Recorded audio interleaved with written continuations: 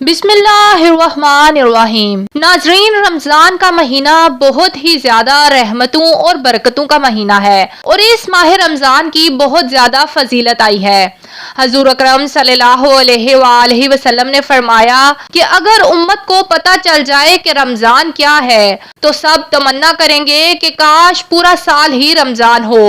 ایک بار حضرت موسیٰ علیہ السلام نے اللہ سے پوچھا کہ یا اللہ، جتنا میں آپ کے قریب ہوں کہ آپ سے بات کر سکتا ہوں، کیا اتنا قریب کوئی اور ہے؟ اللہ تعالیٰ نے فرمایا کہ اے موسیٰ، آخری وقت میں ایک امت ہوگی اور اس امت کو ایک مہینہ ایسا ملے گا جس میں وہ خشک ہونٹوں، پیاسی زبان، سوکھی ہوئی آنکھیں، بھوکے پیٹ جب افطار کرنے بیٹھے گی تب میں ان کے بہت قریب ہوں گا۔ موسیٰ، تمہارے اور میرے درمیان 70 پردوں کا فاصلہ ہے، لیکن افطار کے وقت اس امت اور میرے درمیان ایک پردے کا فاصلہ بھی نہیں ہوگا، اور جو دعا وہ اس وقت مانگیں گے اسے قبول کرنا میری ذمہ داری ہوگی۔ اللہ اکبر۔ ناظرین، علماء اکرام کا کہنا ہے کہ رمضان کا پہلا عشرہ رحمت اور برکت کا عشرہ ہے اور اس عشرے کی بہت خوبصورت دعا ہے جو سب مسلمانوں کو ضرور یاد کرنی چاہیے۔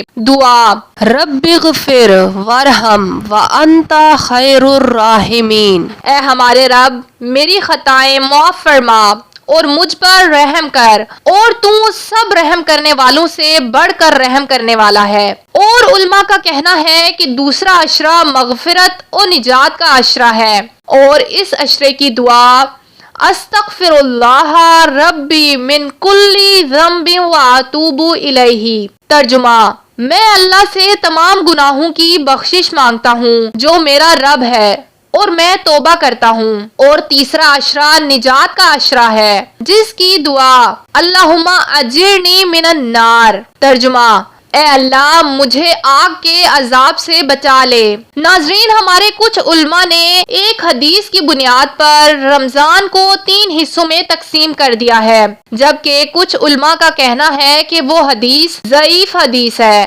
اور جھوٹے راوی سے منسوب ہے۔ ان علماء کا کہنا ہے کہ ناظرین، یہ دعائیں بہت ہی خوبصورت اور افضل دعائیں ہیں۔ یہ دعائیں ہر مسلمان کو لازماً یاد کرنی چاہیے، لیکن یہ دعائیں محض ہر عشرے کے ساتھ ہی منسلک نہیں ہونی چاہیے۔ یہ دعائیں بہت ہی خوبصورت اور افضل دعائیں ہیں۔ ہمیں چاہیے کہ یہ 2 سیکنڈز کی تینوں دعائیں پورا رمضان مانگے، نہ کہ پہلے 10 دن ایک دعا اور دوسرے 10 دن ایک دعا کو جاری رکھیں، کیونکہ پورا رمضان ہی افضل اور برکتوں کا مہینہ ہے اور رمضان کا پورا مہینہ ہی دعاؤں کی قبولیت کا مہینہ ہے۔ اس لیے ہمیں چاہیے کہ ہم اس مہینے میں اللہ پاک سے جتنی دعائیں ہو سکتا ہے مانگیں۔ ناظرین، مشکات میں حدیث ہے کہ آپ صلی اللہ علیہ وآلہ وسلم نے فرمایا: تمہارے پاس رمضان المبارک کا مہینہ آیا ہے، اللہ نے اس مہینے کے روزے تم پر فرض کیے، اس میں آسمان کے دروازے، جنت کے دروازے کھول دیے جاتے ہیں اور جہنم کے دروازے بند کر دیے جاتے ہیں اور سرکش شیاطین جکڑ لیے جاتے ہیں۔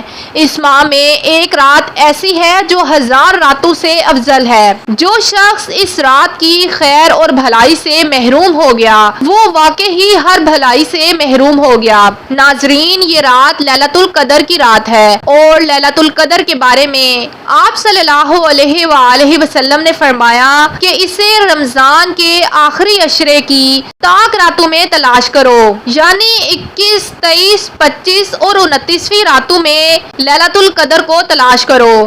حضرت عائشہ رضی اللہ عنہا نے حضور پاک صلی اللہ علیہ وآلہ وسلم سے پوچھا کہ اے اللہ کے رسول، اگر میں لیلۃ القدر کو پا لوں تو میں کیا دعا مانگوں؟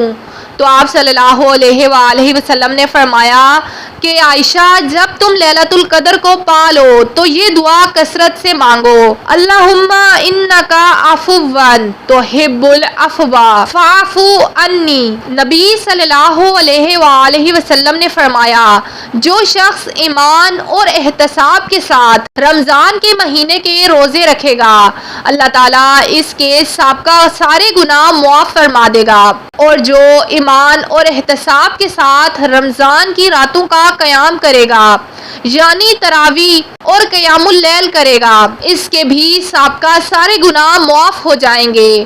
اور جو شخص ایمان اور احتساب کے ساتھ لیلۃ القدر کا قیام کرے گا، اس کے بھی سابقہ سارے گناہ معاف ہو جائیں گے۔